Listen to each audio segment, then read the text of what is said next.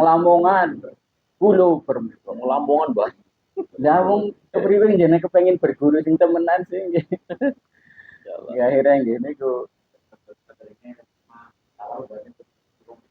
Iya, karena apa? Ya ilmu sih. Kapan Pak awal ini nyaur? Ya monggo. Kalau saya sih menjauhnya monggo lah. Kalau itu beda lagi ya mata antar Pak. Ini jamu ini. Nah, jadi untuk ini kan dari Iya, sawal. dari BB ya. Jadi wow panjenengan mboten dari awal. Jadi ceritanya bahwa kita itu sebenarnya kita itu maksudnya Pak Teguh, saya, Pak Toyo, Pak Patono dan yang lain itu ada semacam kolaborasi antara kekuatan bumi dan langit. Jadi, bumi itu tadi saya katakan dikelola melalui fisik tanah, kimia tanah, dan geologi tanah. Salah satunya adalah ini yang untuk mengelola bagaimana bumi itu bisa lebih terkondisi fisik tanah, kimia tanah, dan geologi tanahnya. Nah kemudian langit tadi melalui teknologi sinyal antar. Jadi dua kekuatan ini sedang oleh kami gitu ya. Biosaka kan di atas ya. Iya, kerjanya itu bawah di tanah. Lebih ke media tanam. Iya. Beliau ini kan saya ada ini Pak. Ya, Nur Bang Mungkin Mbak tahu. Ini terkena virus biosaka ini. Oh, ketika saya cerita melu ayo. Alhamdulillah. Nah, ini Pak kembali lagi saya syukur lagi Pak. Ya makanya kalau matur gini kan boleh ngajak teman boleh banyak yang sehat gitu. Kalau kita itu tidak biasa membatasi peserta Pak, tapi gini ku misalnya on tene maksudnya kondisi nang lahan ya nang lahan ayo gitu. Kondisi nang kayak gini gitu. Enak di lahan memang sih. Ya. Kalau merujuk cerita yang tadi bahwa lupus itu kan ada penyakit yang gimana ya Pak? Iya. Ternyata bisa sembuh dengan makan organik. Yeah. Kalau peribahasa Inggris itu makanlah yang jadi obat begitu. Oh ternyata kayak gitu ya. Misalnya kalau di agama ya makannya halal dan thayyib. Mungkin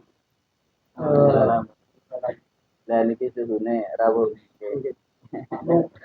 Apa mungkin kayaknya perlu dibahas lebih lanjut sebetulnya yang sintetis itu thayyib atau enggak itu kan? Nah mungkin kita baru pada tahapan halal, thayyibnya belum. Mungkin thayyib secara cara mungkin ya cara di pengolahan, tapi belum thayyib pada zatnya mungkin gitu. Halal mungkin dalam mungkin dalam zat itu kan bisa halal secara mendapatkannya bisa halal memang dari zatnya ya kan gitu. Mungkin dengan berorganik ini bisa mendapatkan tanaman makan yang halal dan thayyib, kemudian kedepannya lagi jadi sesuatu yang kita makan bisa jadi obat. Wah ternyata lupusnya gitu ya Pak. Iya. Padahal kayaknya agak orang itu. Orang obat.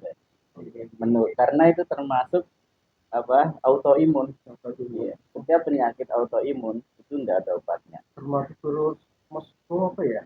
Ya pokoknya hampir yang dikatakan secara medis itu sudah autoimun itu enggak ada obatnya.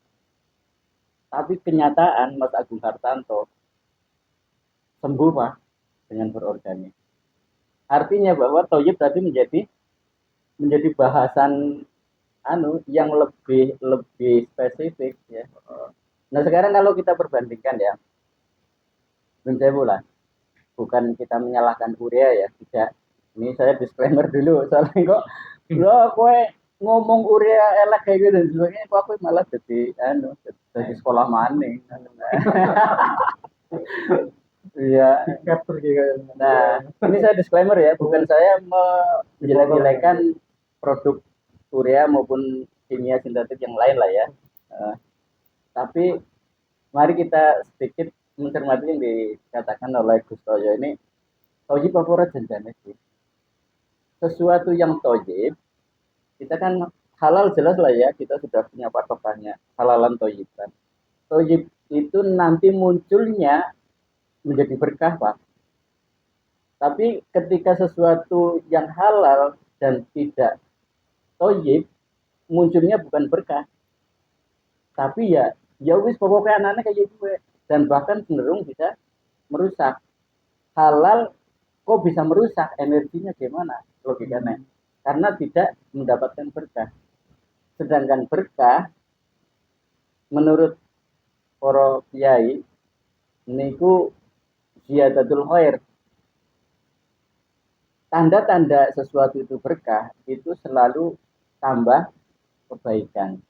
Nah kita flashback bahwa kira-kira nalikan kita nunsewune memakai kimia nunsewune yang tanpa kontrol, karena sering petani kita kan tanpa kontrol, yang penting pupuk plus ya, nah marem pokoknya itu royo-royo, tapi sebenarnya kita bahas nih pasangannya dia sing mater. Wis mantep kerjanya. Nah kira-kira itu ziyadatul khair napa mboten, Pak? Tambah kebagusan napa mboten? Wong iso royo-royo gitu, Bos. Kan berarti mboten nambah kebaikan.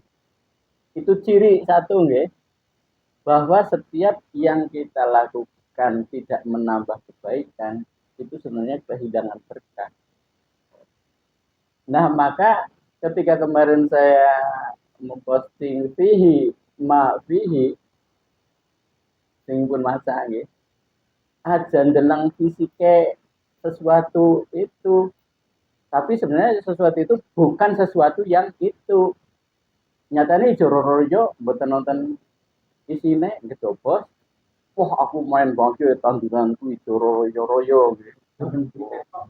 Tapi jane udah kue sih kan, hakikatnya bukan itu ya. Ini taujib itu bisa dilihat dari situ ya. Nah ternyata lah tanduran kayak gue kayak Golkar gitu. Ya, maksudnya godong ece ora ijo royo orang mengini aja diteleng gue nih tapi boe aus mentes bahkan menurut sing nun sewu nendrep di anu sawah kula nun sewu Mas Tarno patut napa sih lah pancen anu nyongoletani godhonge ora isa ijo kaya kae Mas Tarno udah gue apa nek maksudnya pari-pari kayak watu watu kepriben lagi apot banget nang gue sekandi nih kok 54 kilo Pak terus kandi nggih niku Mas Tarno sing matur lho kula mung nirokna layan iki Gusti Allah sing bagi maring Mas Tarno. Nah itu berkah menurut saya menjadi indikasi bahwa tidak semua yang terlihat bagus menurut kita kemudian itu muncul berkah. Tapi berkah itu akan muncul ketika kita melakukan sesuatu dengan tadi sesuatu yang halal tapi dibarengi kali thayyib. Nah, berorganik ternyata memberikan tanda bahwa kita melakukan sesuatu yang thayyib. Yang bagus lah ya. Nah, sedangkan kita ketika berpupuk kimia secara tidak imbang, dampaknya itu mboten thayyib. Contohnya menurut para pakar banyak tanah kita itu kemudian pH-nya itu sudah menurun ya, di bawah standar umum kan. Itu karena pengaruh keasaman pupuk kimia. Nun sewu, ini disclaimer bukan saya menyalahkan, ya. Karena pemakaian yang tidak terkontrol gitu.